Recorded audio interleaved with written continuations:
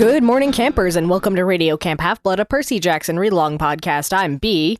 And I'm Zach. And this week, we read, what I have titled, Piper Discovers Her Destiny. Ooh, that's a good one, B. You know what the one that I made was? Yeah, you told me off air that you had one, lurking in your brain. Piper walks the red carpet, sort of. Wait, I'm trying to figure out what you mean by that. Because her dad was an actor. Oh, yeah, right. And then she gets glamored up like as if she's going to the Oscars. That's true. Yeah, I was trying to think of something like Piper is a knockout or something like that, like some sort of reference to that. Then I was like thinking about how so much of this chapter focuses on her parents. So then I was like, something like, I don't know. And then I was like, oh, maybe like Piper meets her maker, but she doesn't quite meet her parent. She just finds out. Piper wears a dress. That's another one too. Like that's the thing about Rick Riordan chapter titles is I could have gone so esoteric and not really that important. Like it could have just been like, yeah, like Piper gets glammed up or something like that, because that's also, I guess, technically true. We'll talk about that scene in a minute, because I like felt kind of uncomfortable about that. There's a lot of like that moment where I had, because it was like not the other girl's moment with the dress, but we'll get into it. But B, this entire 2 chapters probably are some of my favorite, just because things are coming into place. We're getting weird questions without any answers. Yep. And I love that you're getting into Piper's headspace this way, because I love when you get different characters like this. Like, this is one of the reasons why I like that we have Piper as a main character, is because she knows some things she needs to be explained about, but for the most part, she isn't asking any really silly questions. Yeah, she's like also, because she knows a little bit more than she's letting on, so she has this like weird double life thing going on too, where we get some of her inner monologue or like understanding, and then we get the external understanding, and again we get like the sort of like fun thing with like her having like a limited perspective as compared to the other characters and who they've met already. So like again, Chiron shows up and she doesn't go, oh, here's Chiron. She goes, oh, here's a horse. Oh, a man on a horse. Wait, it's not a man on a horse, it's a centaur. You know what I mean? Like we see that thought process happening. What I like here, B, is that how Rick Riordan's like writing his POV characters, it's almost like a puzzle being put into place, because we're getting small information for each one, and it's right, and they kind of need to come together into like this general mystery, which obviously what's going to end up happening by the end of this chapter is that they're all going to go on the same quest together, and it's going to repeat like kind of like the Lightning Thief a little bit.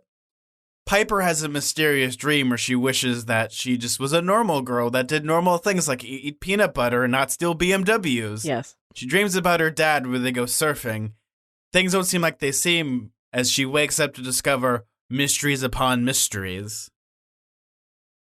So right off the bat, we open this off with a dream sequence. You know, I kind of missed those just a little bit in Percy Jackson, but here it's not less of like a dream sequence, but more of like a flashback scenario. It's a memory. Yeah, exactly. It's basically a flashback, but I guess Rick Riordan just doesn't ever write straight flashbacks. Almost like there's usually like the frame of like a vision or a dream, right? Like even when Percy like learns all that stuff about Luke's mom, for instance, like that's in his dream mode. It's not like he's remembering that. The way that I'm looking at this as well is like it maybe might be a little more jarring to have like flashbacks when like the story is supposed to be moving, forward. Like even if we look at the quote unquote flashback scenes, like I know you haven't read one of the supplemental materials, but there's the one that's like technically like the prequel for like Luke, Thalia, and Annabeth. Like there's actually like a prequel series, but it's written which like one is that? Because there's the Demigod Files that we read, and there's the Demigod one. Diaries. So it's supposed to be like their right. adventures. I always get those confused. Yeah, it's not even like really a spoiler because we've already finished it. We know exactly what happens to Luke. Yeah, it's just like it fills in the blanks of some of the stuff I already knew, right? Yeah, but instead of like writing it as like a traditional like flashback sequence, it's like almost like diary entries a little bit. Rick Riordan does this. I don't know like if he's good at writing like flashbacks in that way. Or like maybe it's something that he doesn't feel comfortable doing because he wants to have the story moving forward rather than going back and having a couple chapters in the past. Having it like as a dream sequence adds more depth to it, because in a dream sequence they can cut from like this flashback all the way up into the villain pretty much telling you, if you don't do what I do, I'm going to eat your dad. Bwahaha. Right. We also get like sort of a little bit more action, because it's not just like Piper sort of sitting there ruminating on a memory she has. It's her having this dream that's like forcing her to like reckon with this stuff, and then she like wakes up in sort of a cold sweat. And then of course we know that the reason that she's dreaming in the first place is because she passed out because of that whole thing that happened with like the Vision and Hera and all of that. Yeah, and it actually really struck me, especially with how these flashbacks are taking place. Again, we're looking at this how Percy Jackson's middle grade and this is YA. You're having more interpersonal conflicts because, as we see with Piper and her dad, like they don't really talk. They're not really on not on speaking terms, but like they don't know how to connect with each other because they live two separate worlds. Yeah, they're not quite estranged, but yeah, they have what they call like the 3 questions game, which is like this very weird, sort of sweet but sort of sad system they have where, because they like don't know each other that well, they're like, let's ask 3 questions. Okay, B, ask me 3 questions. Go. No, I can't. Yes, you can. Go. What is your favorite memory from before quarantine? Oh, before quarantine was probably... Yeah, like right before. I was planning a trip to go to Waukegan, Illinois, to go to the Ray Bradbury 100th centennial. But yeah, that got canceled. Yeah. So that ain't gonna... But it's gonna be online, so that's gonna be fun. That's like a pretty rough memory. It's like my favorite memory is planning something that was canceled. Well, also, I guess the sad thing is today's the day that Ray Bradbury died. It's his 8th anniversary.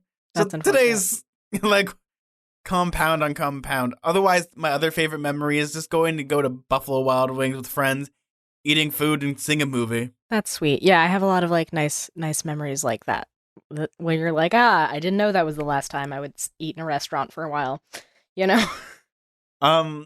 The last restaurant that I went to was Denny's, and it wasn't that good. Oh, that's really... of all the last restaurants, maybe not the best. Okay, what's your second question? Oh, geez.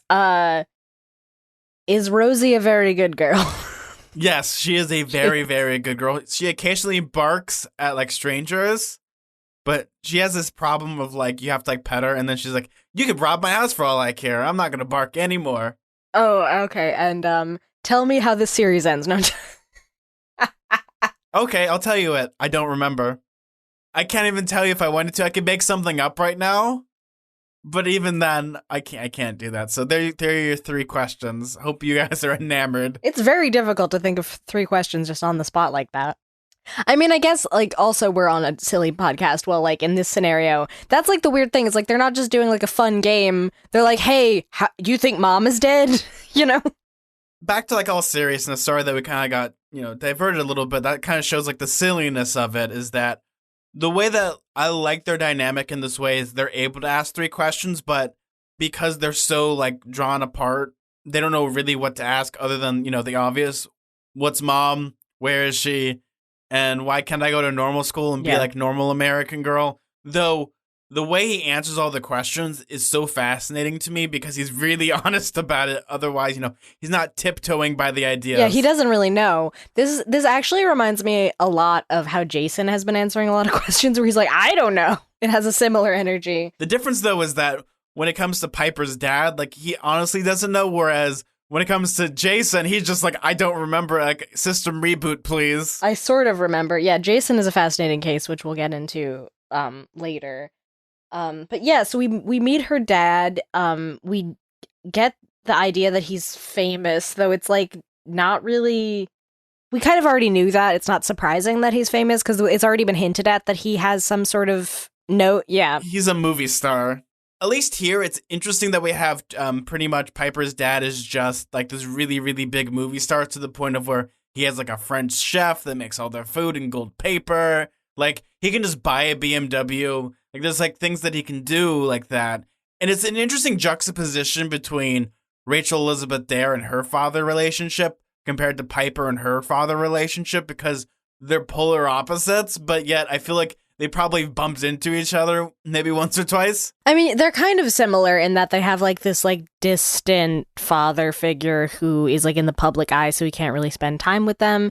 And even like the way that they get sent off to schools and like their parents don't really want to deal with them. It's like this like rich kid energy, I guess. This like very specific kind of like culture of like, I don't even want to raise my kids, I have a feeling that Rick Riordan either has experienced this or seen some of his students do this because he writes about it way too much. Yeah, I feel like it must, because there's like two characters like this. He writes about it way too much. Like, this is obviously more than a trope. Like, he's trying to say something, but I don't know what he's possibly trying to say. Right, and I certainly feel like more of his readers would be the other end of the spectrum, where they'd be like economically disadvantaged and they would have problems relating to that. But as far as like, oh, it's really difficult for me because like my dad is rich and doesn't spend enough time with me, like that's extremely specific. Their characters are like, they're not the same, but it's interesting that they like get to meet each other and they talk kind of extensively in this chapter, and I'm like, you have a lot in common, actually. Usually when you have like protagonists, you want them to be as like not neutral as possible, but at least like to the point of where they're very relatable, so like you can in theory step into their shoes and get into their headspace. But when you have like people that are like super rich, I guess that's like a good example. This would probably be like Artemis Fowl, where like he's already super rich and super smart, and it's almost like this power fantasy you have as a kid because kids want to feel powerful. Like, that's why like I'm so used to like the hero's journey, where you have like, let's use like Luke Skywalker, simple farmer boy, and then ends up blowing up the Empire. Like, you usually have that for the hero's journey. Though, if we look at Percy, like I guess it's the exact same thing. Like, his mom at the start of the book worked at a candy store. He, was a trouble kid. Right, yeah, it's more of like that rags to riches, which I feel like is also like way more, I guess, American as a story, right? Like, we really love our like whatever underdog stories. Well, we love people that like to kind of like pull up their bootstraps and pretty much just like walking. Though I guess in some ways Piper's dad is an underdog, as we've established. There isn't even really a real actor we could name who is like him, like who's that famous and is like indigenous. Like, that's very difficult to find. So he kind of is an underdog, and he was like searching for this success to counteract the fact that, I think, what did they mention, that he was like a poor kid from Oklahoma, but yet he's able to surf and knows how to surf naturally and stuff. He was a poor kid from Oklahoma, exactly. So it's still a rags to riches story. They mentioned the death of one of his parents, but I can't remember his which dad. one. Because he had lung his dad, cancer. Yeah, his dad got cancer, right? Yeah, and then his wife leaves, who we later find out who that is, but he doesn't seem to know who it is, or at least doesn't really know where she went. Well, it makes sense, because if we look at like the mindset of like the gods, they would love people like super rich and famous like that. Like, when it comes to Thalia's parents, like, she was a movie star. Oh yeah, how did I forget that it was Grandpa Tom? I had a Grandpa Tom.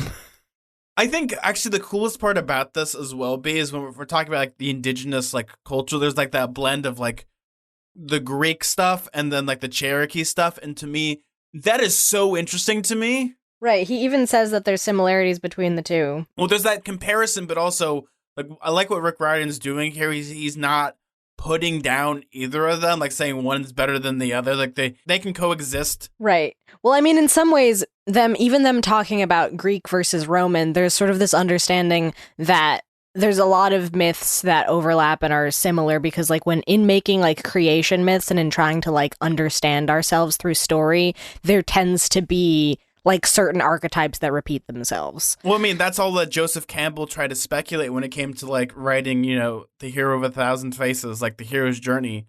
When it came to that, like a lot of like creation myths, like a good example of this is in most major religions, there is a creation myth about a giant flood. Like, that's speculated there was probably some natural disaster that just occurred. Same as with like dragons and gestures and like, I guess people that like do comedy.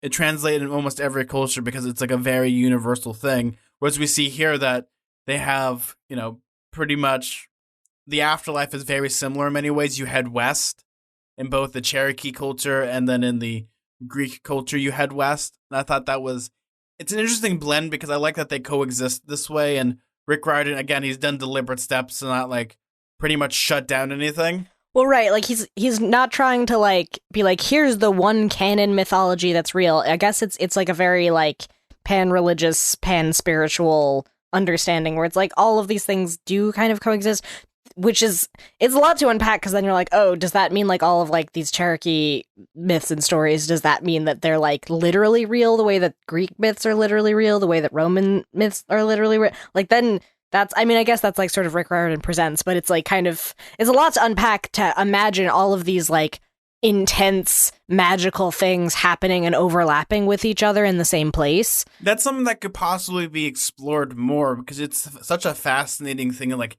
how like the pantheons work together, or maybe like are they cut from the same cloth? Right, exactly. Yeah, it's like it's fascinating already to imagine a world where secretly behind the mist, all this other stuff, all of these other like strings are being pulled, and what we perceive as one sort of disaster is actually another, and there's like a great big Titan war that we think is a natural disaster and that kind of thing. But if that's just one mythology, but imagining like every mythology that exists happening at the same time somehow, and like these are equally powerful, like that's a lot to take in. Yeah, I'm just gonna spoil the ending of this book. Percy Jackson fights the gigantic flying spaghetti monster in the sky. Yeah, that would be pretty great, right? Yeah, that's just like so many different overlapping myths. Yeah, once you get into that wormhole, it really gets kind of overwhelming to imagine. For me, what I look at when it comes to like a lot of like religions and like a lot of myths and legends is that, they're pretty much like, not to say like, they're really good stories. They're really good examples of like what people can, strive to be. Not to say that one religion's better than the other, but what I'm trying to say, like, I think it's so interesting that we have like this story where they've added this new type of like monkey wrench into the equation of like, oh, maybe they're more than just one god, because we're so used to like Percy Jackson and the Olympians. Yeah, like, or one pantheon, I guess. Yeah, one pantheon. Like, we're so used to like, oh, the Greeks did it, but like, wait a second, what about the Cherokee? What about like Norse mythology? Or what about Romans and the fact that Romans are kind of the same thing, but not really. And that's like another complication too. I really like this book so far because it's introduced that complication and it's made the world feel like richer and more complicated, because it's like it's gone from this very simple thesis of the Greek gods are real and these are their children and these are their stories. Bum, bum. Dun, dun, like and they have issues, exactly. And like that kind of was the very bare bones premise of Percy Jackson. Oh my god, does that mean that Dick Wolf is a god? The wolf god. And then in this story, it feels very much like there's so much more at play. It's so much more complicated between what we are learning about Piper and what we learn about Jason, and there's just like something else going on. So in Percy Jackson and the Olympians, it's such a very self-contained story.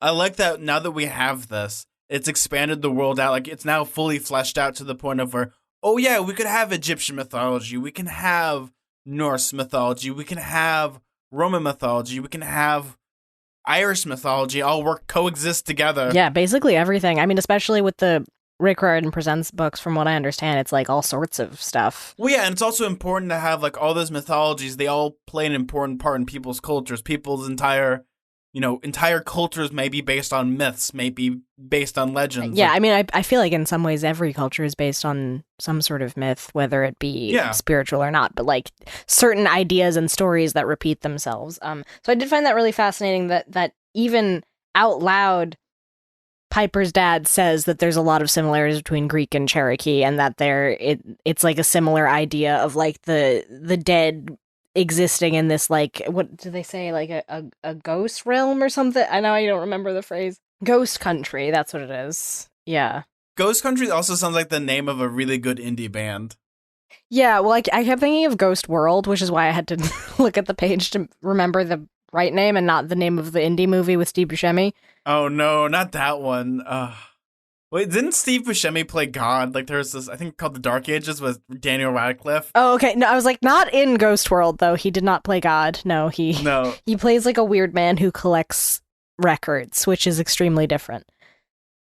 Yeah, no. So, kind of like, what ends up happening is that good old-fashioned Piper's dad's assistant is like, oh my god, Piper, you're in so much trouble. I love the narration, like, Piper wishes that she would just, like, fall into the sand and be injured for a couple of days so she could spend a couple more days with her dad. I do love that. And then in some ways I was like, well, she's very good at persuading, so, like, does she briefly persuade the gods to, like, trip this woman? But no, that doesn't happen, obviously. Man, that's some, like, hardcore power, if you could just do that.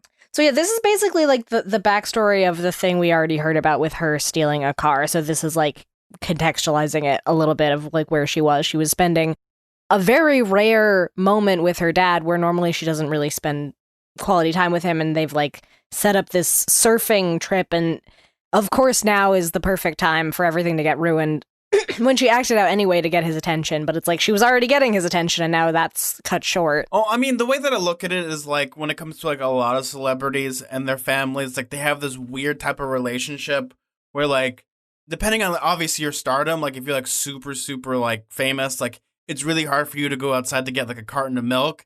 So there's like this weird type of like tension when it comes to like just being with your family, especially like if your entire life is planned by your assistant. Like I think Right, I that's think such it a even hard the chapter thing. even starts with Piper like thinking like, oh well, the paparazzi are going to show up, or like a bolt of lightning is going to strike me, or whatever. She's like imagining all these worst case scenarios because that's what she's used to with her dad. Unfortunately, there is a worst case scenario because then his assistant appears from the distance and is like, hey, by the way, your daughter's a delinquent, and you know the rest.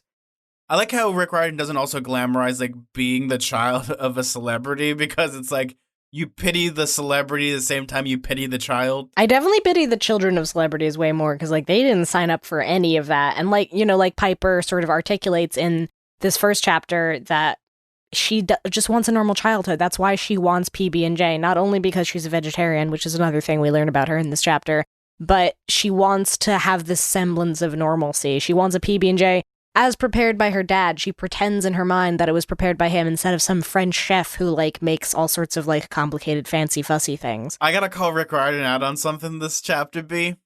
Yeah. That is, when they're talking about pretty much the PBJ, Rick Riordan picked a very random place to call out of like, we passed by the slaughterhouse in Chino. Yes, I saw that. And I was like, wait a second, that's where Zach lives. That's where I live, yeah. Do you live in the slaughterhouse? No, you don't. I will let people know this, even though I don't feel like people are gonna like knock on my door, is that when I first moved here, there were dairies and slaughterhouses as far as the eye could see. That's so very dark. So yeah, I guess that's based on reality. I bet what probably happened is Rick went to LA and like drove past that and was like, well, that's going in a story. It makes sense because if you're trying to get to like San Diego or like Riverside, you have to go through Chino.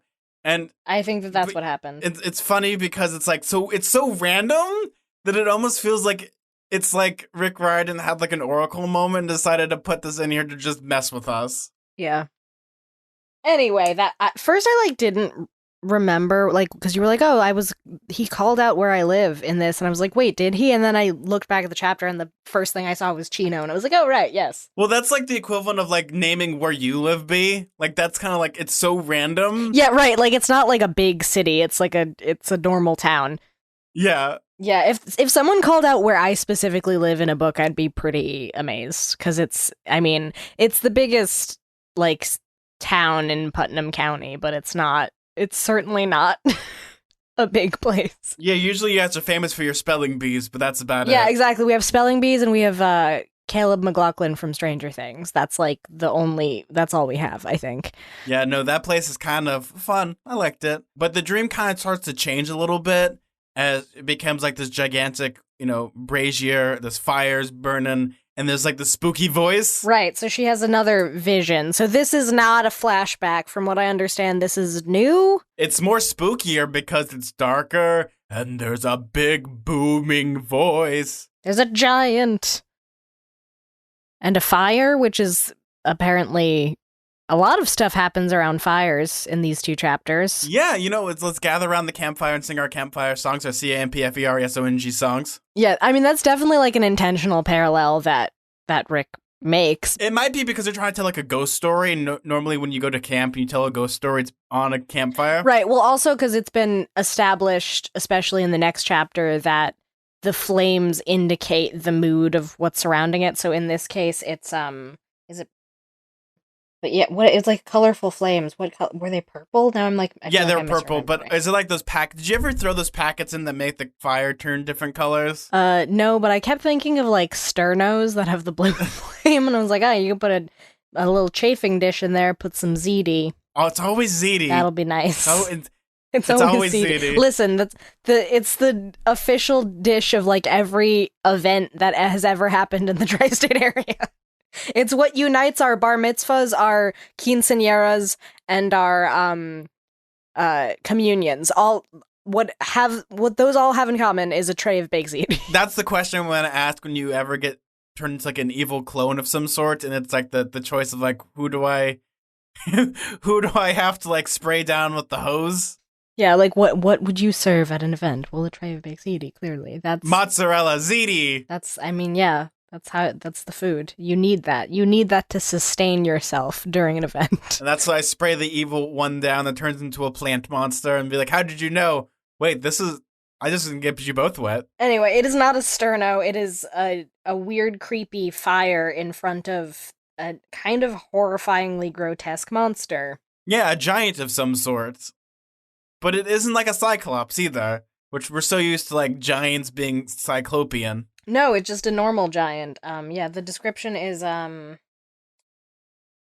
behind the bonfire, a huge face loomed out of the darkness. It seemed to float above the flames, but Piper knew it must be connected to an enormous body. The crude features might have been chiseled out of rock. The face hardly seemed alive, except for its piercing white eyes like raw diamonds, and its horrible frame of dreadlocks braided with human bones. It smiled, and Piper shivered. Oof. That's a bad hair day if I've ever seen one. Yeah, I was like, oh my god, that's... I was sort of envisioning the rock biters from Neverending Story. For some reason, as soon as it said his face looked like chiseled rock, but you know. Or maybe it's like that one like picture of the guy that's like super chiseled like features. Like he looks like kind of like Thanos. Oh yeah, I could see that. Well, that's not dissimilar. Like a very prominent brow bone is definitely featured in my vision of this guy. And also like a really thick chin.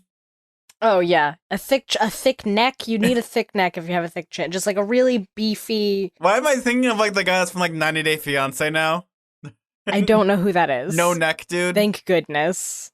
I have been spared that one detail. I don't watch 90 Day Fiancé. He just became a meme because he literally has no neck. Sure you do. You don't have a secret 90 Day Fiancé Twitter. I don't. Wouldn't that be the weirdest plot twist? The weirdest plot twist would probably be the most secret thing I'm willing to admit is that I used to have a very, very secret anime profile. You were part of the anime club when you were in high school, right? Yeah, that's so what I'm willing to. I'm willing to admit that I did a lot of RPing. That's all you're getting. It's been deleted, so you cannot. Yeah, we all have nerdy pasts on the internet. Some people have Lemony Snicket blogs. Some people are like you. It's fine. Briefly, what happens with the giant is, I mean, it's kind of what we already know, which it's sort of like looming and talking about her doing this betrayal in the name of saving her dad, and she sees her dad on like this. What do they say? Like a spit, like almost. Yeah, he's I was imagining him sort of being crucified because, like, that's sort of like the description feels that way. Hanging unconscious, tied to a stake. So it's a pretty grotesque situation. I'm thinking of it like he's like on a spit, almost kind of like how you have like pigs on spits. Yeah, I mean, it's like something like that. He's like tied to a stick basically, and he's not awake, and it's a very bad situation. He's somehow been kidnapped by this. He's been dadnapped. He hasn't been kidnapped. Wait, do we find it? We find out his name. Yes. Okay. So we do find out. I think that this has to be his name because he does that weird like speaking in third person thing that a lot of monsters do, I guess, in stories. Where he says, "I'll be watching." The giant said, "Serve me, and you both live. You have the word of Enceladus. Fail me. Well, I've slept for millennia, young demigod. I'm very hungry. Fail and I'll eat well." Enceladus sounds so much like enchiladas, it's insane. I was about to say that. That was my first guess. Like, okay, just imagine a gigantic enchilada chasing Piper. It's spelled almost like enchiladas. Like, you could reasonably pronounce it as enchiladas. I can't say that, though, because I'll forget the real pronunciation. I want a kaiju enchilada now that just attacks the city. A giant enchilada, giant. Redundant. Department of Redundancy Department. Like jumbo shrimp. Like, I guess that's an oxymoron. Like a giant. Yeah. Now I'm just picturing that scene in The Good Place. Oh, the shrimp vending machine? The giant shrimp, yeah. Yeah. Yeah, there's a lot of spooky stuff is happening because literally Piper's between a rock and a hard place. Does she betray her friends and her potential boyfriend who doesn't think she's a boyfriend, but they were boyfriends? Or does she save her father? Rich dad or friends? Right, so we kind of knew this, but now we like see him face to face, so to speak. We know that there's this giant. We know his name.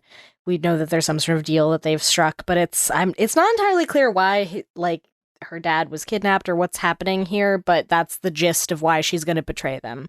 Leverage. That's the reason why.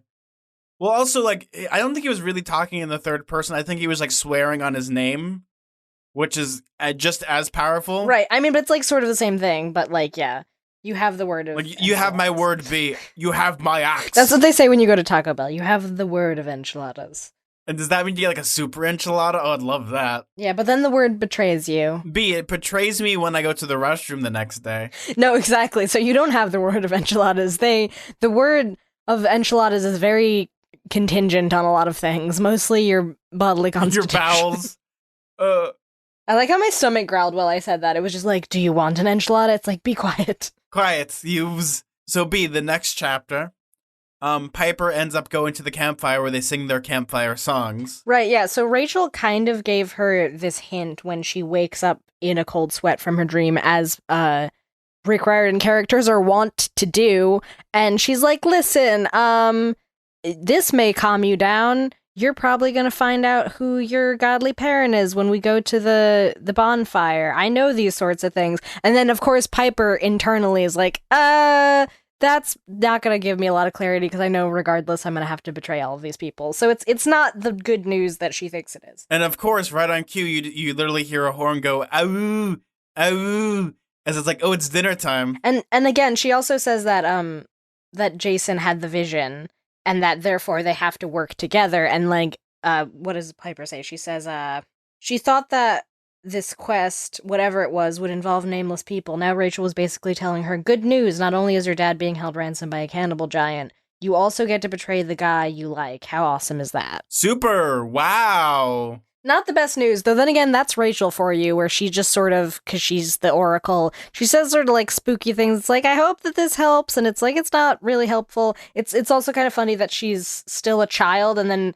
even Piper is like, well, you just say these, like, sort of ominous things just because you're the Oracle, and that's, like, your personality. That's how you're supposed to seem, is all, like, esoteric. I've always, like, imagined, like, when it comes to being an Oracle for, like, Rachel, like, it would almost be, there's two things. She either gets super depressed, or she's, like, super cheery, like, hey, guys, I'm gonna tell you that you guys are dead now, yay! Yeah. She, like, but very cryptically. Like, that's the word I was looking for. She's very cryptic, where she's like, I kind of have an idea what's gonna happen, and, like, I hope it's for the best, but, like, most of the time, when the Oracle speaks through me, I don't really know what it means. So, like, that's kind of the worst part of being the Oracle, is you're just, like, this vessel for finding out what's going to happen, but you don't really understand it any more than anybody else. And that's kind of the curse, but, you know, she was the one to make that choice. She let the Oracle into her body in that sense. Right, she did take on that responsibility herself. Her body's a temple, but now it's like a spooky haunted house.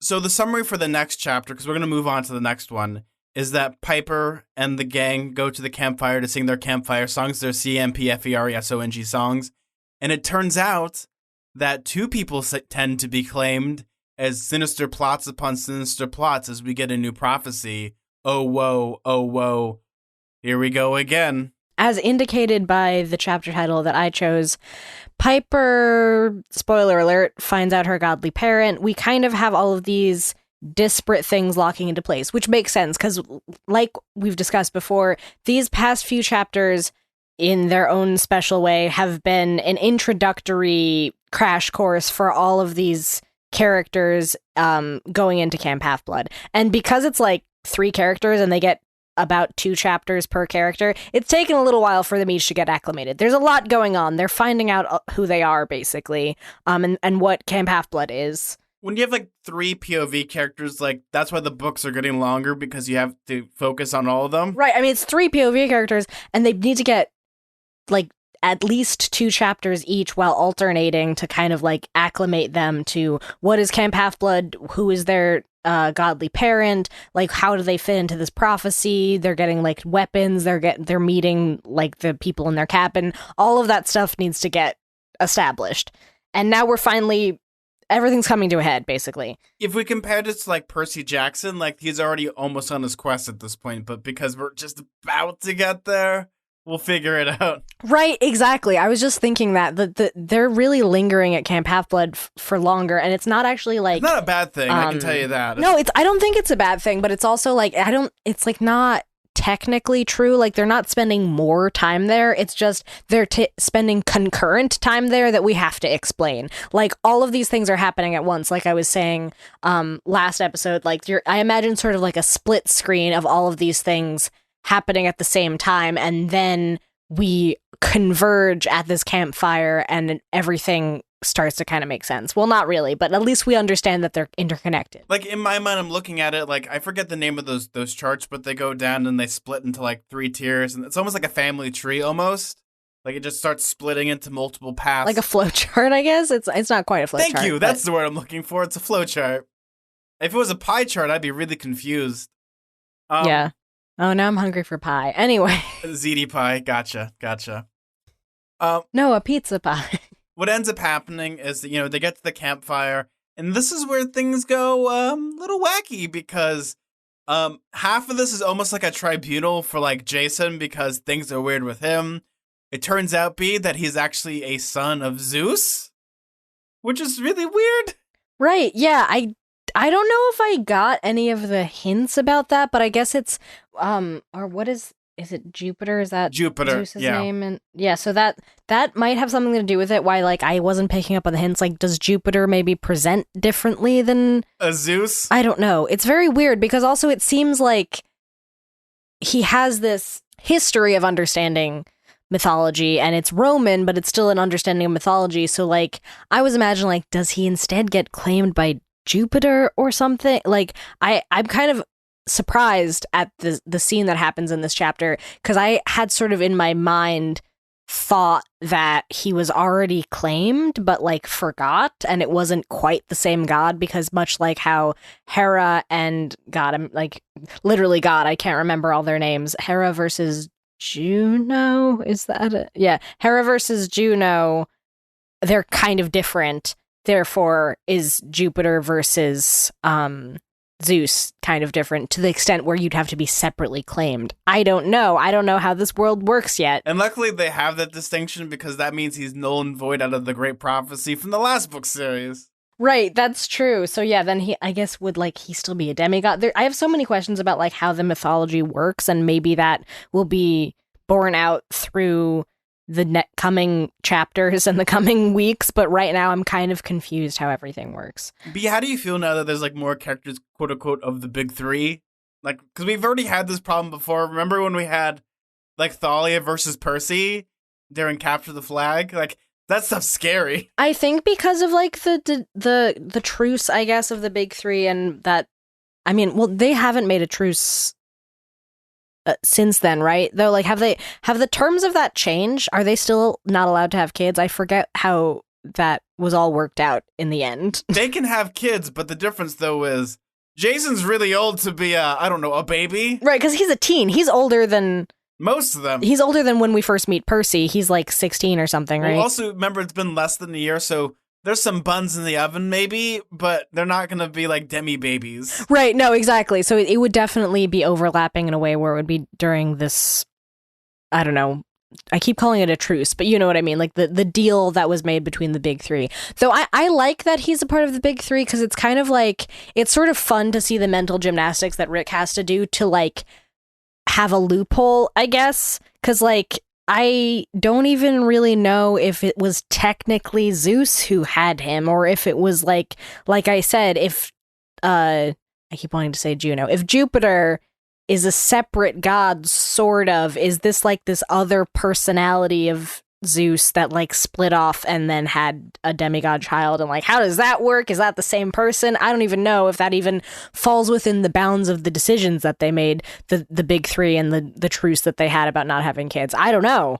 The way that I look at it from, like, a narrative perspective, do I like that Jason's, possibly a son of Jupiter or Zeus, is that we already kind of have Thalia in that role, almost. Like, we've already had the big three, so it's like, now that we have more of them, does it make the other ones less interesting? Like, it would have been also interesting if maybe he was a son of Neptune. Like, it's like, we're taking Percy out of the equation and adding a new Poseidon person. in there, and how would they perceive it? Like if they're the Roman equivalent. Right, that would be kind of like a funny distinction. But I guess also because Talia is like a part of Hunters of Artemis now, we don't have like a true blue child of Zeus the way that we used to. And I'm like kind of interested to see how different Jason is. And again, he's like, he has this weird Roman history that like we still have no idea why he is speaking in Latin and all of this stuff. It's like there's something going on. Well, I think also like in the narrative, you always have to have someone of the big three because they're the ones that have like the super duper wacky powers. Like Jason can fly now, he can shoot lightning, he can survive being struck by lightning. When we have Percy doing all those amazing things that he can do.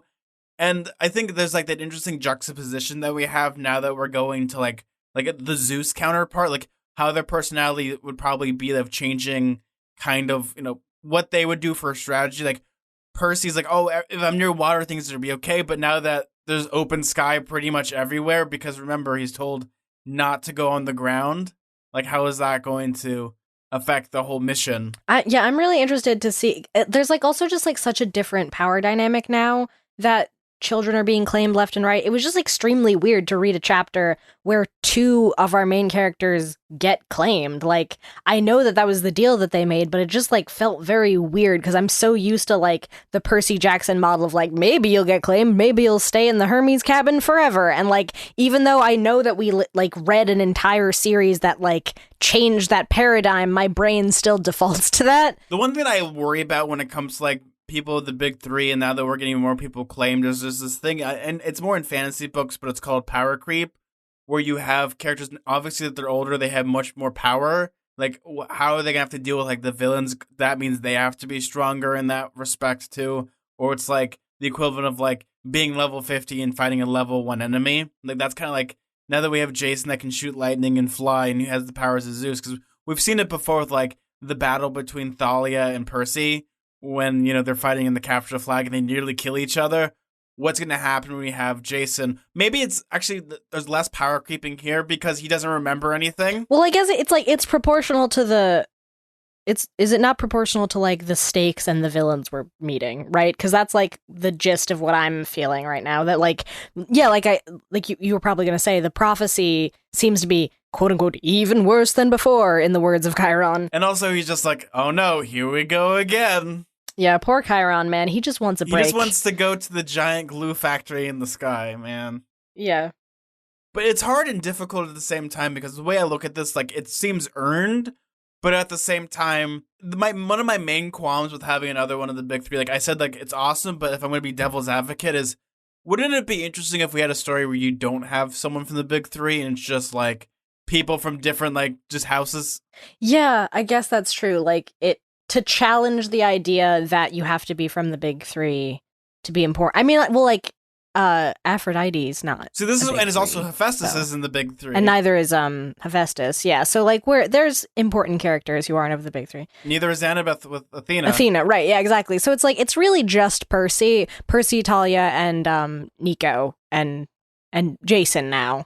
But is this like Steven Universe now? And Jason. Yeah, like, but he's kind of tacked on at the end, and I'm really fascinated to see how he would interact with Talia now that they're like technically half siblings or whatever it is in half blood lingo. I still don't understand how the whole genetics thing works, but it's whatever. They're cousins. They're related somehow, and they can't date according to what's her face, Drew. According to Drew, they can't date. I don't quite understand it. B, why would you even propose that idea? Because now fan fiction just sprout up. Oh, I mean, I'm sure every pairing of various types for this series exists. It's almost like a casino slot machine of like pairing, almost at this point. Yeah, no, exactly. There's nothing new under the sun for sure. No, there isn't. But that would be an interesting interaction. But yeah, okay, maybe I'm not the most observant sometimes, but I didn't get the hint at all that Jason was the child of Zeus. But he shot lightning and flew. He shot light. Oh, of course, duh. I'm like, I don't know.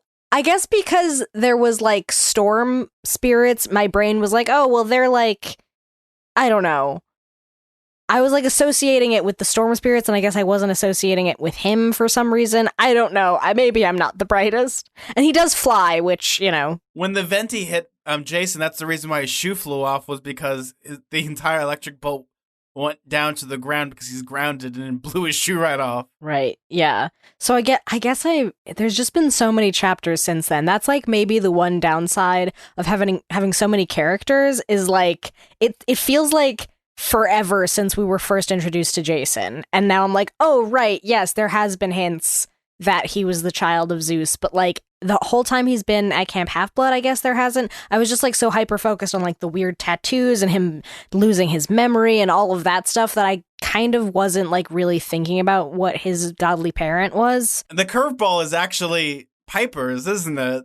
Yeah, well, here's the thing. I think Rick Riordan is really great at writing in such a way that you figure it out right before they tell you. You know what that is, B? That's him being a really good mystery writer. Yeah, because I just barely figured it out. Like the whole thing with the persuasiveness and whatever else. I mean, like Annabeth said, if it was her dad who was the god, then it would probably be Hermes because he can, he has like a silver tongue. He's, the god of like mischief and thievery, basically. But no, it's her mom. So who could that be? And then you are presented with this character, Drew, who's kind of like this immediate nemesis to Piper in some ways, and you don't really associate children of Aphrodite as being persuasive exactly. You think of them as being like maybe vain, if that's the negative stereotype, or at the very least like image focused. They're obsessed with romance, they're like all of these other things, and like maybe they're charming, but I don't know, I guess I didn't like really piece together charming versus persuasive and how those can really overlap, but they can. But I just barely figured it out, basically. The way that I was looking at it was kind of like the way they describe her. Like I was looking at this, trying to find the hints and the clues.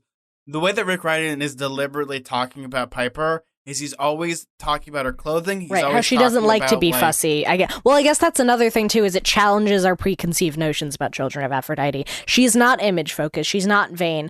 I guess the one hint that we were given before this chapter that's like more obvious is the fact that she chooses this Helen of Troy dagger that was like ceremonial. It wasn't even for killing. It's it's like vanity. It has a reflection in it. Even the word for it is looking glass. So I could have pieced that together somehow, but for some reason I was like so hyper focused on other stuff going on. It, like I said, the amount of characters truly boggles my mind and like makes me a little bit more distracted when it comes to figuring stuff out, I think. See, that's what I like about Rick Riordan when he's like putting clues together like this, because I think how he's handling Piper in that regard was really good, because that is like one of the perks of like reading this book for the first time is you don't know what's going to happen. But if you do know what's going to happen, you could look for those clues and start to infer it. And I did figure it out. When I figured it out was so basically they read the prophecy and then Jason does his spooky thing where he stands up and finishes it in Latin, and then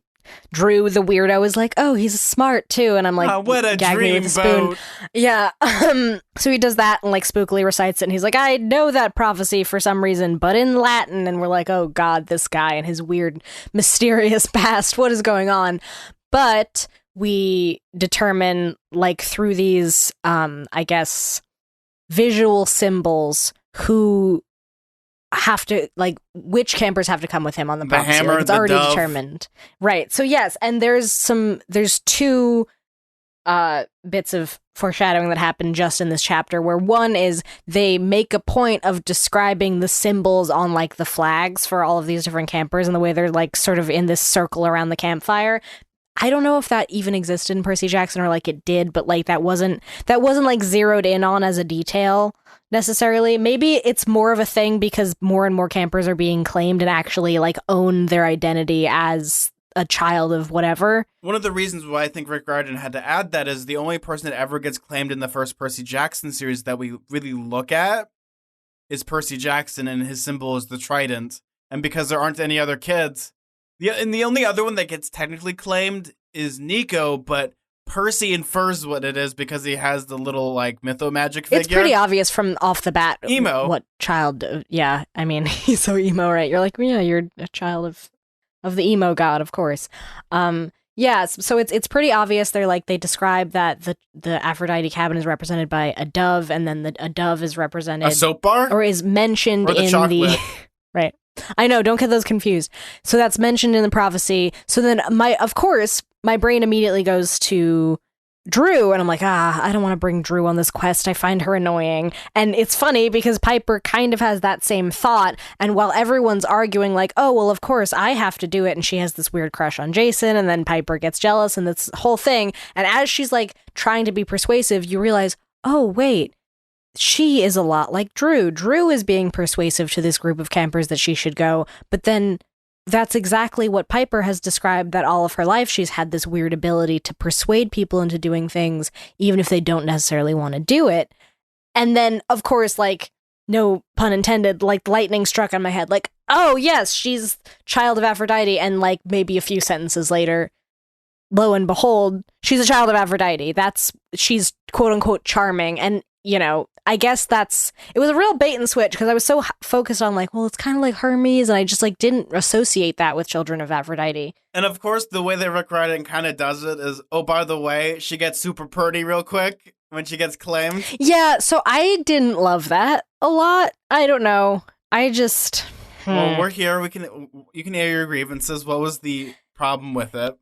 I don't know. There was just like, I understand that there is something to be criticized about the whole not like other girls trope, but at the same time, I think Piper, like, she deserves that kind of agency, especially because she has like all these grievances of being seen as someone on a pedestal, or like she doesn't want to be like a fancy rich kid the way that her dad would let her be. You know, she like cuts her hair herself. We learned that. Yeah, with Garfield scissors. Yeah, with Garfield scissors. I forgot to mention that. Yeah. Like and I mean, that's like a complicated, weird way she's acting out, but like, especially as like someone who like really relates to the idea of like this weird compulsory femininity of like being a kid, and it's like, oh, well, you're only pretty if you dress like this. The fact that when she gets claimed by Aphrodite and she immediately has to wear this dress, and she kind of seems really upset by it because she's like, this isn't me, I don't relate to this, and like that, maybe that's also why it's so hard to guess that she's a child of Aphrodite. And even Drew is dumbstruck. She's like, we're in the same cabin, we hate each other.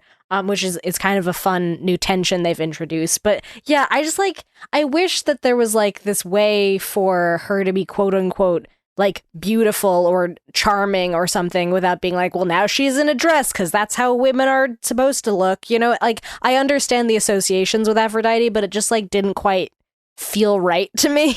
I'm interested to see how like Rick Riordan is going to approach this, because I feel like Piper is so independent that she isn't like, oh, Jason, oh, what a dreamboat. Like, she's not going to swoon. Right, exactly. She's not, like, swooning. But, you know, she is in love, right? Or, like, at least she has a crush. Like, which maybe is another hint as to what her godly parent is. There have been multiple moments where she was really thinking about how much she liked Jason. But at the same time, we're looking at this as well. It's like, she's such a very headstrong person, as we look at, like, Drew, who's supposed to be, like, this very shallow, like, Kardashian-like person. And I'm interested to see, like, how Piper's going to approach this. Like, is it going to be she's going to be fighting against the stereotype of, like, what every Aphrodite kid is going to be like? Because to me, I think that's going to be such an interesting thing, because we look at, like, how Rick Riordan has, like, set up a lot of the demigods. Like, if we look at a good example of this is Thalia. She is not the typical, what you would call Zeus person. She isn't big over her head. She's very, you know, she'll do things, put her friends first before she puts herself. And she has a terrible fear of heights. Now let's see how it's going to compare with Piper. Is she going to be like lovey-dovey, lovey-wubby? Or is she going to be like this very strong person? She's pretty headstrong. It's just, I think she's like pretty mature when it comes to like how she expresses her like devotion. You know what I mean? She likes Jason. She cares about him. And there's a lot of her internal monologue that is involved with whether or not she still likes her, or if there's like any chance that they could be together. But it's like less of like this like superficial, like, oh, I like fall in love with everyone I meet. And like this very like cartoonified like example of like what Children of Aphrodite are, like even in like the musical, you know, there's like a lot of like Selena Beauregard is like, oh, like swooning, and is like talking about how she like falls in love with everybody, and that's like not really what Piper is about. So what I'll say about this is that love is a very complicated emotion, because it can be many things. It can be passion, it could be love. Like, try to explain that to a person, like, what is love? But it also can be like aggression and hatred at the same time. Like, you can hate something so much that you absolutely love it. Like passionately. Yeah. That I could see that in Piper too, for sure. She's like, she has a hot temper in some ways, and she has like a, what is it, like a fiery spirit that I could kind of associate with like the passion of Aphrodite. But it is, I don't know, it's just something about when she like gets, well, I'll just like read the description of what she's wearing. Her clothes, what in the world was she wearing? She despised dresses. She didn't own a dress. But now she was adorned in a beautiful white sleeveless gown that went down to her ankles with a V-neck so low it was totally embarrassing. That didn't land with me. A delicate gold armband circled her biceps, an intricate necklace of amber, coral, and gold flowers glittered on her chest, and her hair, oh God, she said, what happened? A stunned Annabeth pointed at Piper's dagger, which was now oiled and gleaming, hanging at her side on a golden cord. Piper didn't want to draw it. She was afraid of what she would see, but her curiosity won out. She unsheathed Catoptris? I'm going to say that. Catoptris, and stared at her reflection in the polished metal blade.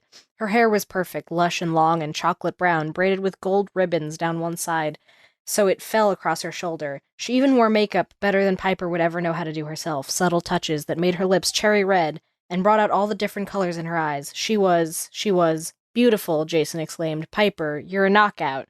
Under different circumstances, that would have been the happiest moment of her life.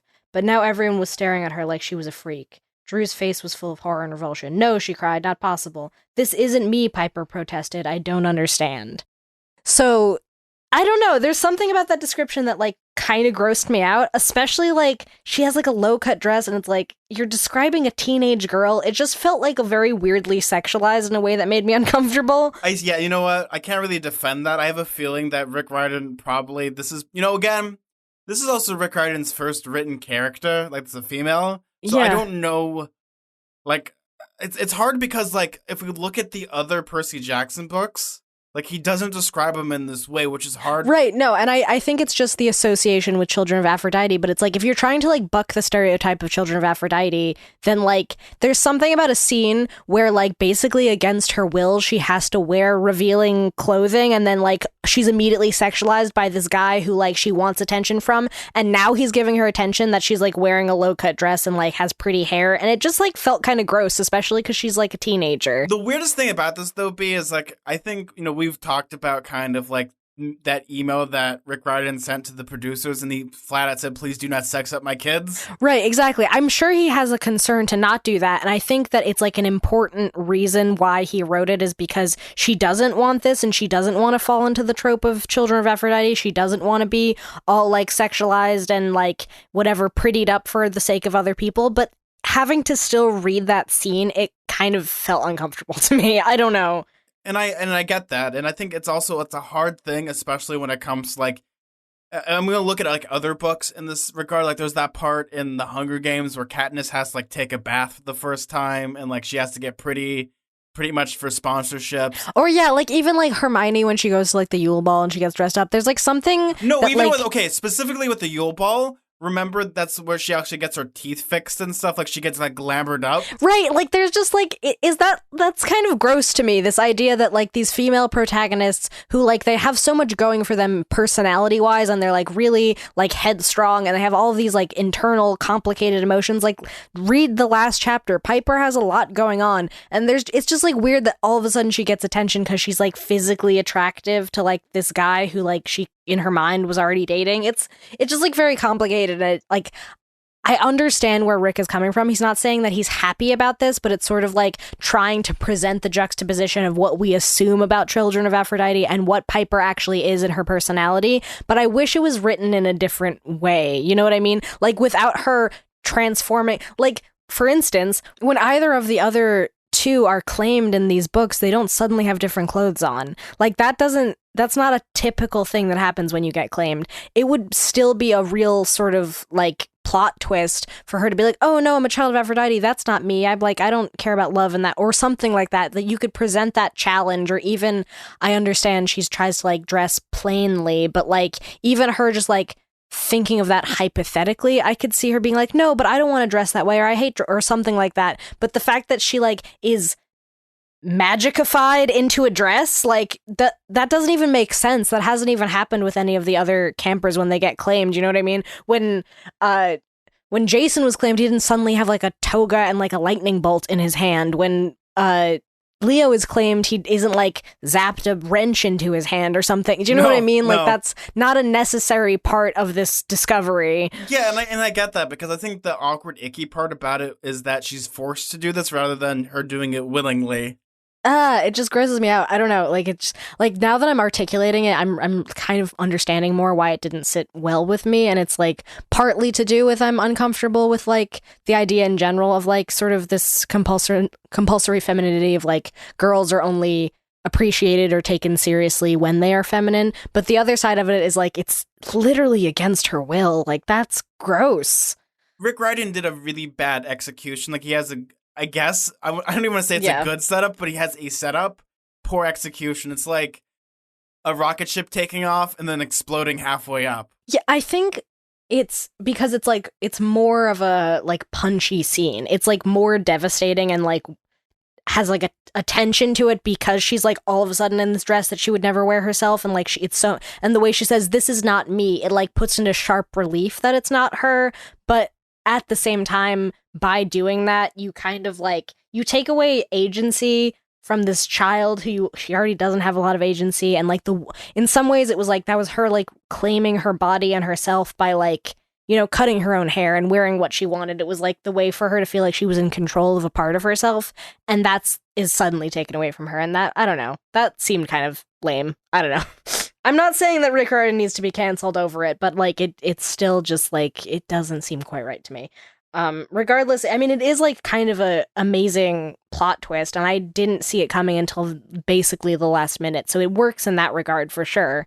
Yeah, I think it's actually, for me, the first time me reading it, I didn't see the plot twist coming until it actually happened because I'm actually really terrible at guessing mysteries. I'm in the minority that believe like I'm just gonna let the author explain it to me because I'm a dum-dum. Mm-hmm. You don't want to keep guessing. Yeah, I know. I understand that life. Listen, doing this podcast, I have learned to swallow my pride and understand sometimes I'm very bad at guessing. I didn't even pick up on the whole, like, Jason being child of Zeus thing because my brain was, like, so focused on the fact he was speaking Latin. Luckily, B, we got good news and bad news for this chapter.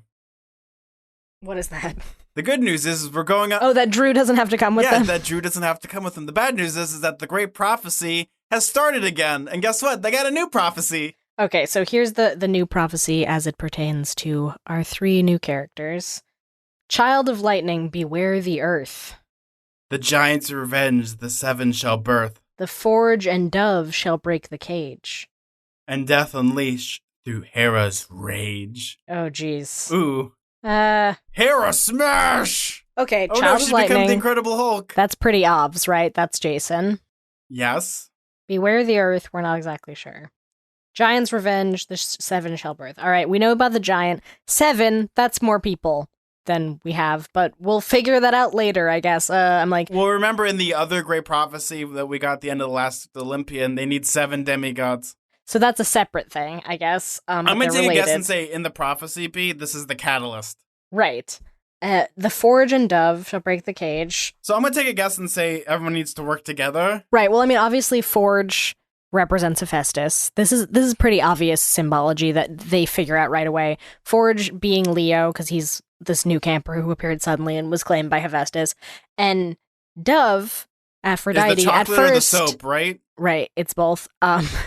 And then Drew, of course, is like, my turn, because I have a crush on Jason, and I'll come with him. And lo and behold, Piper's claimed, so I guess the dove is in fact her, and death unleashed through Hera's rage. Hera is kidnapped, basically. She's trapped, but they're kind of confused as to why she would be angry to be released, so we don't know. I would be pissed too if I'm stuck in a cage. It says, shall break the cage and death unleashed through Hera's rage. So they release death through Hera's rage when they break the cage. It's like a cause and effect thing. So it's like, why would her rage be released when she's freed? B, maybe the cage was keeping her safe from everyone else, or was everyone else being safe by Hera being in the cage? Oh my gosh. She's gonna turn into the Incredible Hulk and punch a bunch of people. I'm excited for this. Basically, yeah.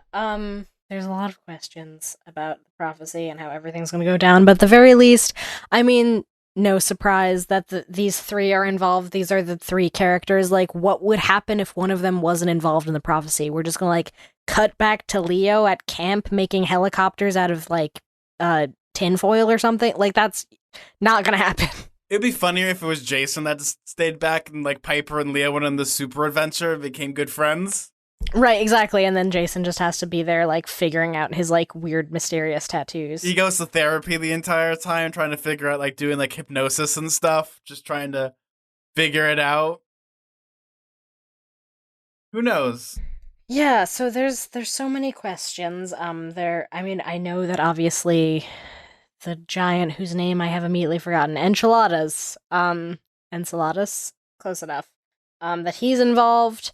We know that there are yet more campers that are going to be involved, and then of course Annabeth points out that it's all connected, or at least, well, Piper does, and then Annabeth agrees that Percy missing has to be involved somehow.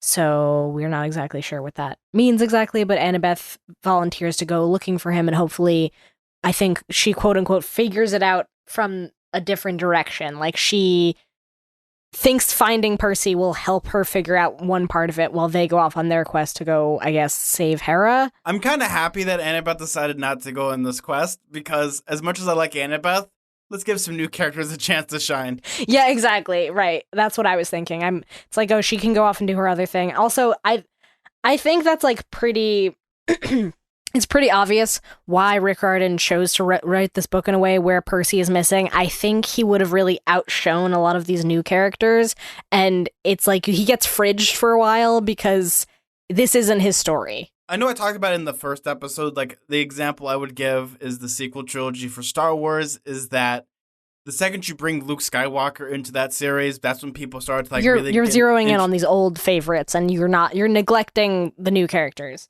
Yeah, and that's one of the reasons why people were getting so upset, was that they were, like, hinting at them and they were bringing them up, but, like, the second you bring those characters into the fray, all of a sudden our new characters become so less interesting. You're like, oh, these are just, like, rehashing. I think that Rick has done a very great job of making me invested in these new characters, and in fact, I, like you, was relieved that Annabeth isn't going to be heavily featured in the coming chapters. She's done a good job of staying in the background, where she, like, explains enough to the campers that, like, she's important, sort of, to them acclimating to Camp Half-Blood and figuring stuff out. But she's not, like, front and center the way she would be if this was a Percy Jackson book. Yeah, and I think when it comes to, like, as much as I love Annabeth as a character, like, she's already technically done her mission already, so it's like, to give her, like, another mission is almost, like, almost unfair. Yeah, it's, like, almost unfair to give her, like, another super quest to go on when, you know, she has her own interpersonal things she needs to go on.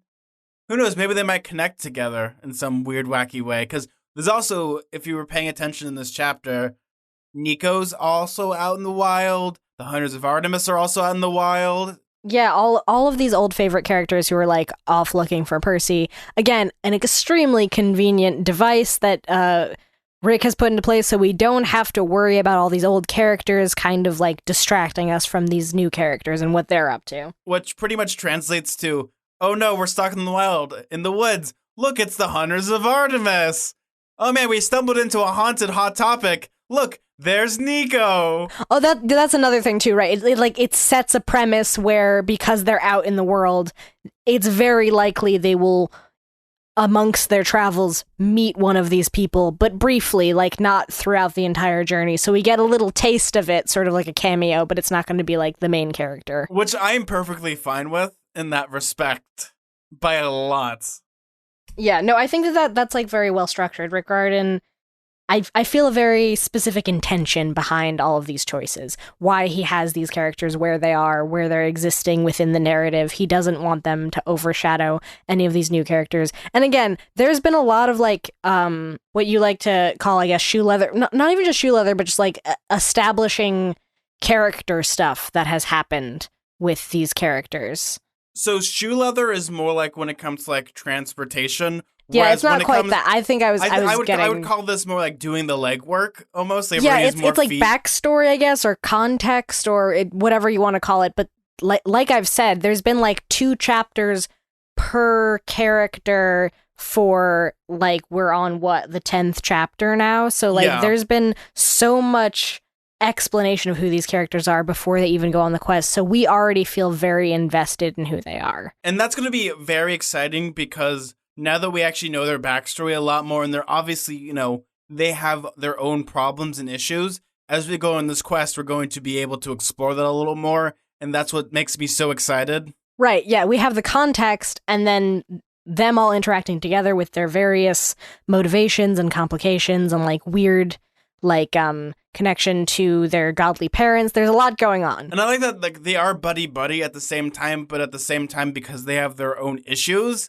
they're still, like, far apart. Like, they're not going to probably have, like, right. I mean, we haven't even mentioned Leo in a while. Leo's hiding the secret that he can, like, basically bend fire. Piper's hiding the secret that she's gonna, like, betray them all. Jason still doesn't know who he is, aside from the fact that he's the child of, Juno / Zeus, but like, or sorry, he's a child of Jupiter / Zeus. He is a child of Ellen Page. Yes, the movie called Juno. Yeah, right. That was the baby. It was him. I was that baby. Given away to, I forget the actress's name. Anyway, they all have a lot of stuff going on, and they're all going to internally be dealing with that while externally be dealing with each other and the prophecy. And I'm excited to see what's going to be happening next week because things are going to happen. The Leo chapter I'm going to love because he's figured out a way to deal with their problem of being able to fly. I wonder what that's going to be. Oh, right. Yes, because I forgot. Yes, Jason can just inherently fly. Leo is tasked with his abilities to build something that helps them fly, I guess. Yeah. We'll see what it is. I totally forgot about that. Leo kind of gets sidelined a little bit. Even in the chapter that we just read, Piper says something to the effect of like, "Oh, I had forgotten he was there," which is normally doesn't happen with Leo. God, this sounds like a Zach chapter now. There was such a hullabaloo that like she didn't even remember he was there. Yes. Oh man, I'm excited. So B, you want to read some listener emails? Okay. So our first email is from Riley, who says, "Hi, Zach and B, it's Riley. This week was super emotional. I'm in 8th grade, and I've just had my last day after going to the same school for 9 years. I was listening to Piper Gets Armed while taking my final exams with the guacamole in the room." Wait, what? The guacamole in the room. I love guacamole. With Rick's announcement. Oh, yes. Oh, like the elephant in the room. That's a fun little pun there. You're more clever than I am at it as an 8th grader, or I guess a new. Are you punnier than an 8th grader? Ascending 9th grader. With the guacamole in the room with Rick's announcement and my graduation, I've had the most interesting week in months. This week has been crazy, and I love listening to you talk for hours about my favorite book series. Which cabin is your favorite, based on the architecture of the cabin? Oh, interesting. Hope you are staying safe, keep horsing around, stay away from Red the serial killer, and as always, keep staying mortal. P.S. I'm listening to Lightning Thief musical right now. Which physical cabin is my favorite? Oh, for me, that would be easy. It's probably either Athena cabin, because they got a lot of books, but also at the same time, Hephaestus, because I can work in the motor pool, and I can work doing engineering stuff. Yeah, I feel like, Percy seems kind of nice and peaceful. The Poseidon cabin. Also, You sure you don't want to go to Nico cabin where you can like listen to Green Day all day every day? Yeah, definitely not. It's okay to visit a hot topic. I don't want to live in a hot topic. Oh, and then of course Children of Hypnos. Yeah. That seemed so cozy. So probably there, but at the same time, it might not be great for me because I don't think I would ever stop napping. So, but yeah, that seems pretty cozy. Some of them are like pretty sparse and not that inviting seeming, or they're like gross. Like Hephaestus, like it's one thing, like it would be cool to like tinker around and stuff. I wouldn't want to like live amongst the engine grease that they seem to. So it's like, that's not very appealing to me. Oh no, it built up the immune system, B. What are you talking about? Yeah, it's, did I ever tell you about the word grease monkey? What about grease monkey?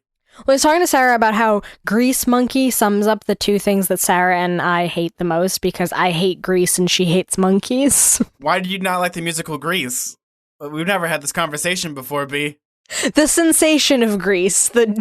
I don't like dirty things because I have OCD, and I don't like germs. And her nemesis, of course, is the monkey. She hates them very much. So now, what is your thoughts on the two words grease and or lightning? That movie seems like a fever dream. That's my opinion. You know what would actually be the absolute worst one be? What?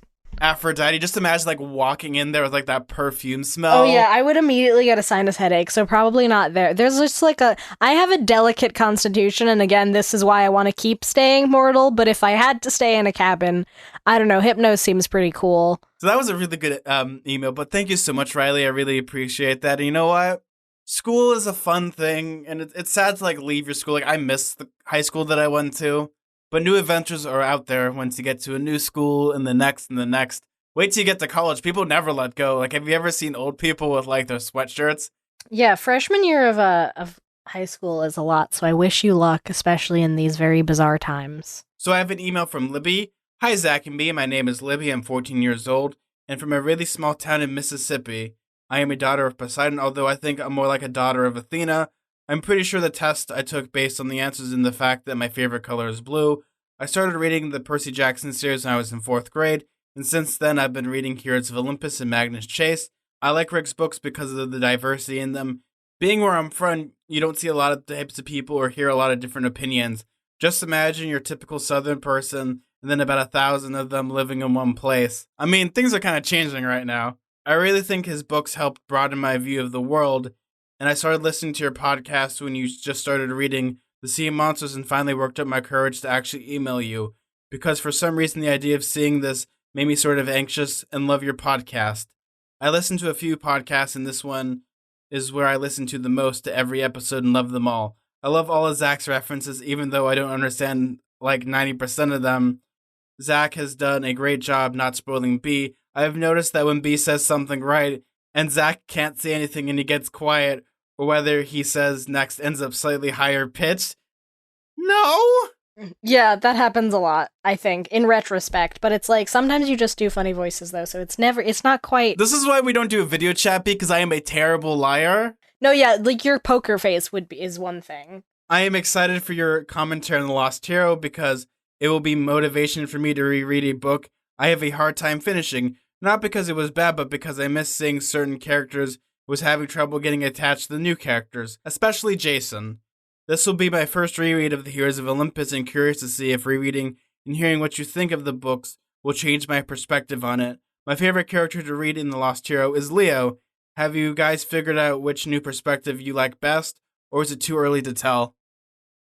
I like Piper's. So far, I'm really liking Piper's. Yeah, Piper's has like so much going on, both like emotionally and like with the whole thing with her betraying everybody. And I don't know, I like her as a character too. She seems like really interesting. She has a good hook to her, I think. Yeah, I don't know. She's like maybe it's because she's like the first female perspective character we've gotten from Rick Riordan, so that's like another thing. I mean, that might add to it, but also like at the same time, if you look at like Jason, the entire thing of him's like a broken record. I don't know this. I don't know this. I can't remember this. Whereas Leo's more like wisecracking and jokey. Like I like my wisecracky, jokey characters, but like because we're so spread apart, like right now, the ones that stick to me the most have been the Piper chapters for the reason of the conflict and her interpersonal relationships with her dad and what's going to be happening now. So we'll see what's going to be happening with that soon. Let's see.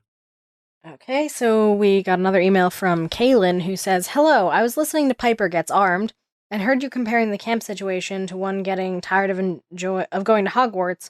I think you would really enjoy Puff's 7 Progressively More Dangerous Years at a Certain School of Magic and Magic, which is a play available for digital download and basically riffs off what you guys said in the episode. I know I'm now exceeding a paragraph, but I hope you'll forgive me as I believe it is important. My only complaint against your podcast is that when you receive critique, you always address it in one of two ways, either with what I'll say about this is, or with do you want to address this? Your subsequent message basically always boils down to you guys saying, we will do it the way we do it, and anyone who doesn't like it can suck it and leave. This is still fine, and I usually admire it when people don't allow themselves to be pushed whichever way the wind blows. However, the problem is that your responses to criticism always seems to end up making the person who sent it look like a self-righteous jerk. For example, I paraphrase, we can't take any suggestion we get or change any little thing because one person says we need to. People like our show just the way it is. The person who criticized you then looks like they are trying to bully you into ruining the entire show. which they were certainly not. Even just saying we don't agree with you on that particular point would be better than when you insistently get defensive and end up shutting every part of what someone said down and exaggerating the severity. Still love the show, and that's my only big qualm. Thank you, Kaylin. So I think I'll talk about this first. Kaylin, we're gonna talk to you directly about this. Like, we read this email, we read it a couple times, and when it comes to like our show, like, it's hard to like really kind of like articulate like, yes, we get defensive, but also at the same time, not really, like in the sense of like how we get defensive is because if it was a conversation, We're not directing it at one person, really. well, no, not necessarily that, but so how our show works is, you guys send us emails and like we have to make the rebuttal based off of a person. Like some of them have been very, easy and fair. Like, oh, Zach's mispronounced things. Okay, I can fix that. Well, I'd like it to do it, this way or that way. And I think one of the main concerns that we have is like, when it comes to our show, and think of it this way, we'll put it in a different perspective. When you're listening to our show, it's almost the equivalent of like, we're inviting you into our house. You come into our house, you sit on our couch, maybe we'll fix you with some baked ziti. In a tray, as is custom. There's certain things like when it comes to like, when you go to a person's house where you just don't like, people might get defensive about, such as like, oh, when are you guys getting married? Like, well, we're just friends. We're not dating. No. But, things like that. Like, I think even like the message that you sent me where you said something to the effect of like, when you invite someone into your house, they can like make suggestions. But as far as like them being like, well, you should like demo that wall over there. That's kind of like when we get a little bit frustrated. And I can see the fact that we probably do get a little bit defensive, but usually when we respond to those emails, we're not just responding to that one person so much as like the sentiment that we get a lot of emails from all sorts of people on a regular basis. And this has sort of petered off ever since we addressed that one email a while ago now, where people suggest that we completely change the premise of our show, whether we completely restructure it or you should talk about this more.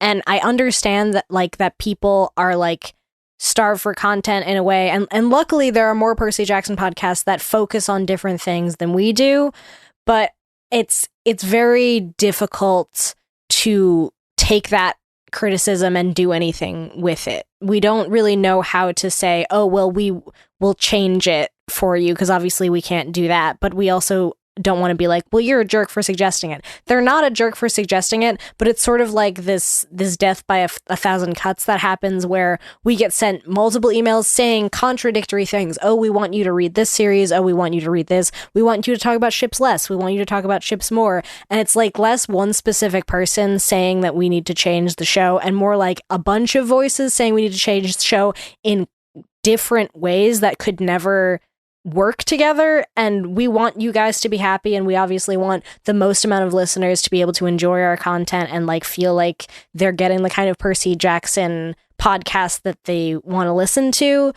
but it's sort of an untenable request. Same as with when it comes to like the response about making the people feel like they're the self-entitled jerks. I think when it comes to like writing emails, it's like a one-way to two-way street. What I mean by that is like you have emails going this way, they're writing the emails and they're super passionate. Like we talked about, what is love? You can be really passionate, you could love to hate something, and we'll respond the way that sometimes might not be the best way to respond. There are things that I've said in the past that honestly were kind of bad. Like there's ways that probably could have handled it more. And same as like, that's something that we can work on. It's one of those, like, we want to keep an open dialogue, and it's not like we let people onto the platform. We let people, send in emails and we'll read pretty much anything. The only ones that we don't read are like inflammatory bad thing. Like obviously we're not going to read something like that. Not inflammatory bad things, but like if it's like people are just straight up all just spoilers and it's like there's no content to it. Well, there's that, but also even like if we get some sort of like cruel thing sent to us, we're obviously not going to read that. If it's anything, hateful in some way, like whatever, any of that stuff, obviously we filter out. And I'll speak for that. Like, we've gotten some of the most hate-filled, awful things. Like, you'd be surprised. Like, if we were to read it on air, our show would not be made for everybody. It would be really explicit, and that would be an issue that we'd have, because we get, people that are very passionate, people that really love Percy Jackson. We like Percy Jackson. We want this to be cool. And I think the takeaway when it comes to this is like, we're going to try to be cool if everyone just be cool. Right. I think it's we expect people to still be respectful when they engage with us. Just because we have a platform doesn't mean we don't have our own feelings about what we create. We're humans. And it can be like pretty hurtful when we get emails that are just straight up saying that like, well, you're wrong for doing this or that. And like, I don't want to be exempt from criticism. I mean, we recently posted a statement on Twitter about Black Lives Matter and about how we want to be like a safe place for our Black listeners. We want to be a safe place for all of our listeners, regardless of who they are. And that's the kind of criticism that I'm very open to. I want to be welcoming, and I don't want to be flippant about criticisms that come from a place of genuine hurt. But I think it's a very different thing to get criticized for instance, maybe in the past, if we've said anything like ableist or been like reductive of like certain issues, or even to some extent, maybe even fallen into some misogynist tropes in our criticism of Annabeth, those are all very valid criticisms. But to get multiple emails from various people telling us we need to change the show's format because they don't personally like it, it became a real problem after a while. And it was just sort of the straw that broke the camel's back. And we didn't necessarily want to direct that at one person and say, you're a jerk for suggesting this. Though some people were pretty rude in the way that they phrased those emails. But we don't want to tell our listeners we don't care about what you think. But there's like just truly no way to make everyone happy. And it's a very difficult situation to have a platform like we do and to make sure that everyone feels like their input is being listened to while also understanding the limits of this format. It's one of those things, like, this is the last thing we'll say before we wrap up the show, is that if we didn't respect your opinion, whoops, I lost your email. We would have done that. Sorry, guys. We had like a malfunction. We wouldn't read the email on the show. But I think it shows like reading criticism, reading good feedback and bad feedback does help improve the show. It's not, we'll talk about it sometimes. I don't consider ourselves like high and mighty, because there's parts where we're like, we'll say we're sorry, like the whole May thing. Like, I'm going to agree, I shouldn't have said what I said, but I wasn't thinking in the context of it. You know, sometimes you have to apologize. Sometimes doing the right thing is saying that you're sorry and realizing that, you know what, the hardest thing you can say is, hey, we're wrong.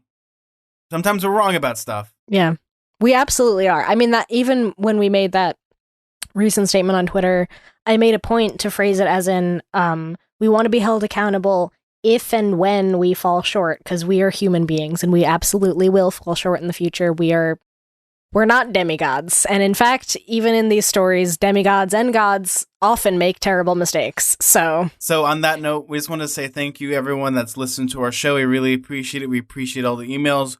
We'll be back next week with more emails. We're really trying to get through all of these. Like, you would be shocked how many emails that. Yeah, we've been getting a lot of responses, which I appreciate. I know that a lot of people are finding our show because of the newly announced Disney Plus show and what's happening with that. So if you're a new listener, if you've already caught up to here and you're a new listener, I really commend you. Yeah. Well, B, where can they find you on social media? You can find me on Twitter and Instagram at bkellygorman, and you can find me on Tumblr at twinpoetry.tumblr.com. Also, I would like to do a quick promo. A few months back now, recorded a podcast with my friend Allie from the SSR podcast, which is my favorite book podcast, I guess, aside from the ones I host myself. And she had me on to talk about Peter Pan, and that episode just came out this week for Pride Month. So if you want to listen to that, check out SSR wherever podcasts are found. It's a very weird book, so you should check it out. B, when I think of Peter Pan now, I think of the one with Hugh Jackman where they literally sing "Smells Like Teen Spirit." Oh, right. Oh, God. Yeah, that does happen, huh?